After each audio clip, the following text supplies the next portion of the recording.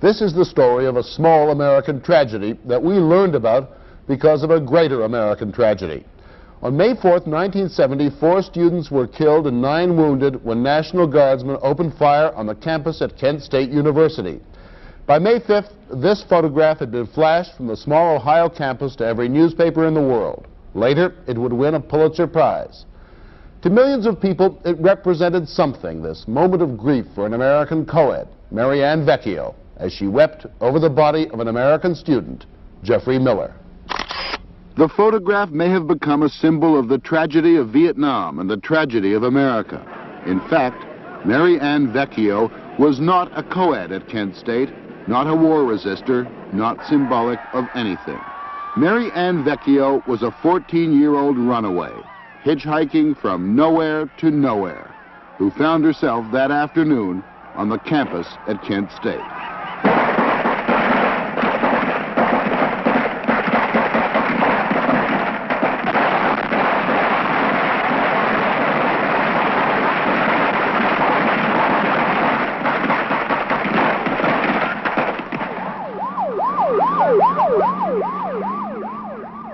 How come it was you kneeling over that boy?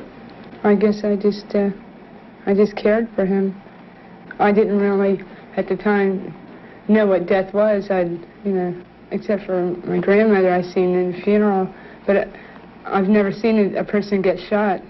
And I just was scared, and after I realized what happened, I had just ran, just kept running. How did you get to Kent State? Why did you go to Kent State? It was somewhere at Opelika. But you didn't even know you were going there. Right. I guess at the age I was, it didn't really matter where I went. It was just the fact of going and traveling and meeting people. I just left a little earlier than some people. Somewhere out of Opelika. Opelika sits and decays on the edges of suburban Miami, neither prosperous nor poor. It is a place that just happened.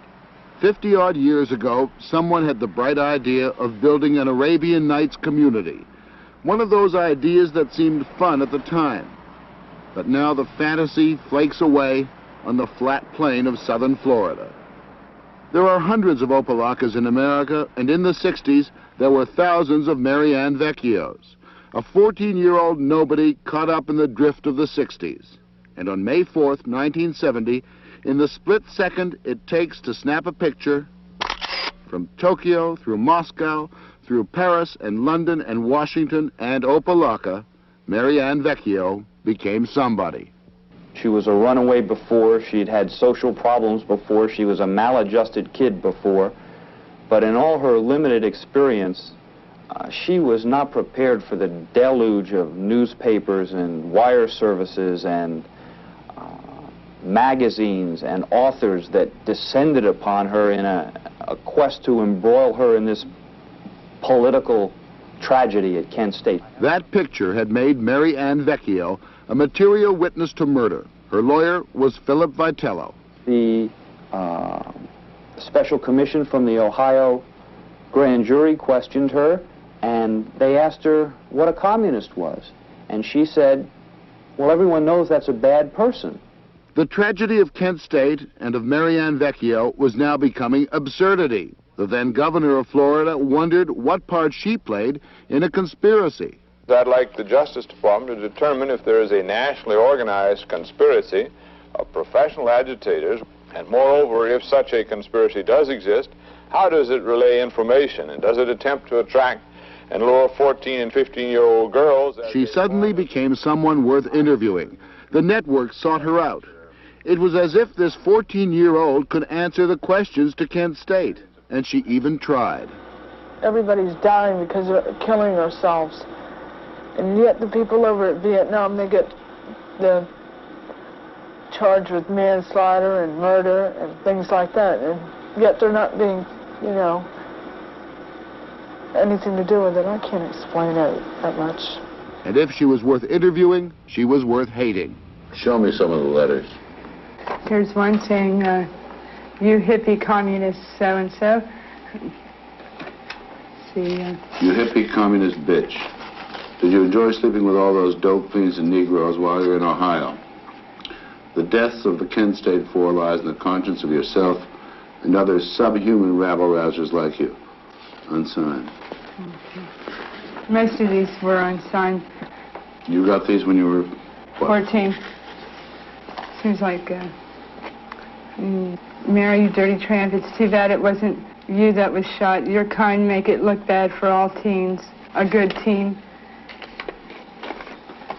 What you need is a good beating with the strap, beaten until you bleed. Good red blood. The Vecchio family kind of enjoyed the publicity, the notoriety. A West Coast outfit went into the Mary Ann Vecchio T-shirt business. Her father got a court injunction and tried to get a piece of the T-shirt action himself. You know, when I read the Mary Ann Vecchio story, I read the newspaper clippings and I look at the old film and the magazine articles, and I come away with one very strong conclusion, that you were used. In a sense, the photographer used you. Television used you. We're using you right now, I suppose. The governor of this state used you, said at 14 you were part of some communist conspiracy. Your own father used you. Brought a lawsuit trying to get a piece of the action on the Mary Ann Vecchio T-shirts. Well, I think the only reason why he did it was to help me get some money, because he was tired of everybody else using me. What do you think, I don't know how to phrase this, what do you think put your daughter on the wrong path? Was it her home life? No. Street life? What? It was her, she's adventurous. She wants to see the world, and she wanted to see it ahead of time. And she still does. Do you think you provided the best home life for your kids? Yes, the best. Financially and morally both. Best fed, the best dressed kids. And they got everything they wanted. Bed early. Too much, perhaps? Not too much, because we're not that rich. It's a hard thing to figure out if you really are giving them too much or giving them too little. Really, we didn't give them what you'd call little, but we gave them plenty more than the average kid. Why'd they get into trouble? Hanging around with the wrong kids. All of the children, except for the youngest, have had their problems over the years. Including going to jail? Some of them? Yes, definitely. Police Chief Robert Knapp knows Opelika better than anyone. All of its secrets. The melancholy accounts of domestic squabbles, of runaway children. All the small tragedies of a small town. And he knew Mary Ann Vecchio well. Before she ran away, before Kent State, what kind of trouble was she in? She just wasn't staying at home. Parental supervision was a little on the loose side. She came and went as she pleased. But soon after Kent State, she was in trouble again. At 14, a washed-up celebrity and an uncontrollable child. She ran away from school and ran away from home and was reported to police by her own family. She was finally placed in a juvenile home. A minute ago, you were sitting here on this front doorstep and crying. Why? This leaves me depressed about this place, and that I had to stay here.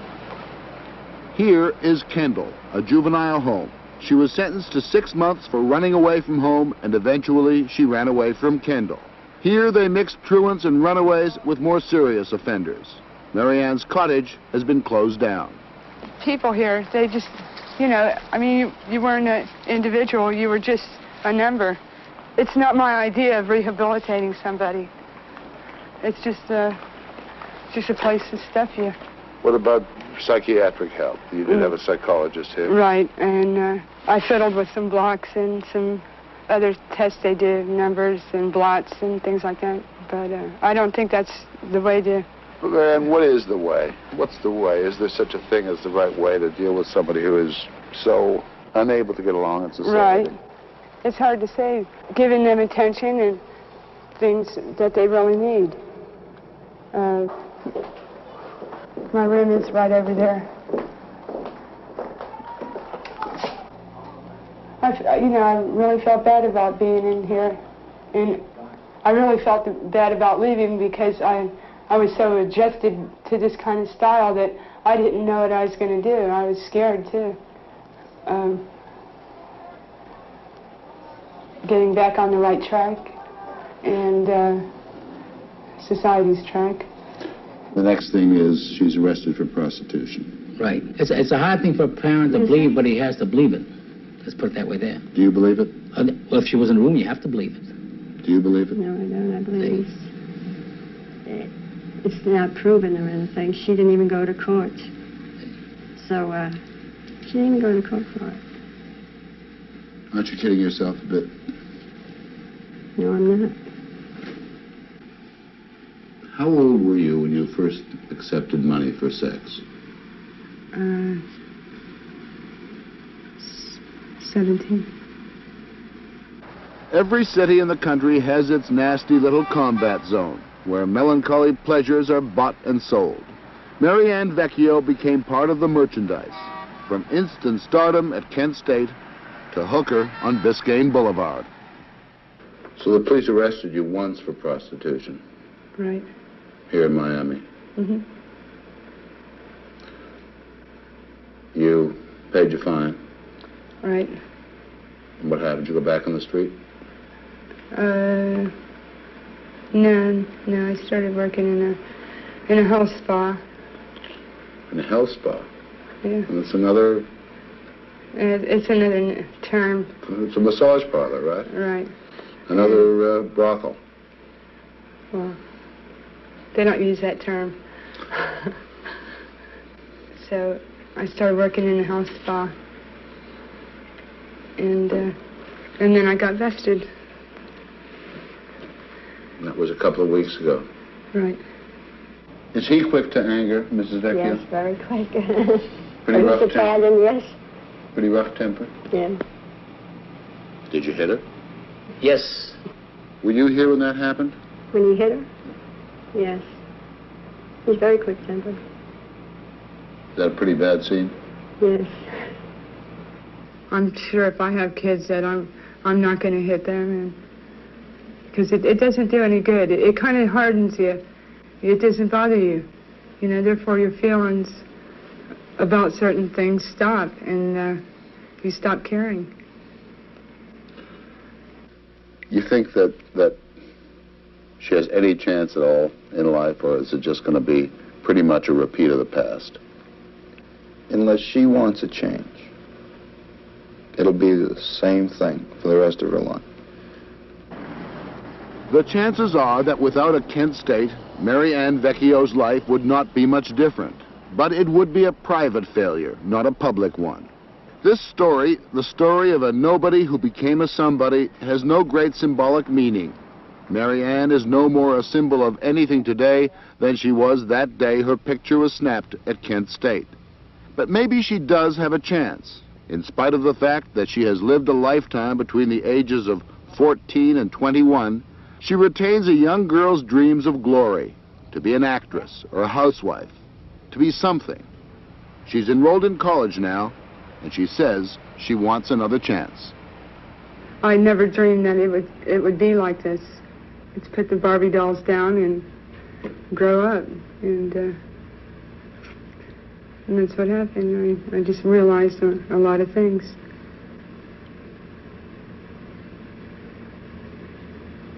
And I thought that's what society was like. So I did the same. Do you think that you're, in a sense, as much a casualty of Kent State as the 4 who died? A lot of times, yes. And that's another thing people don't realize. People, the hate mail, the people that sent him, they don't know what I went through at a very early age. And I think they're just paranoid that it might happen in their home. That there, but for the grace of God, goes their daughter. Right.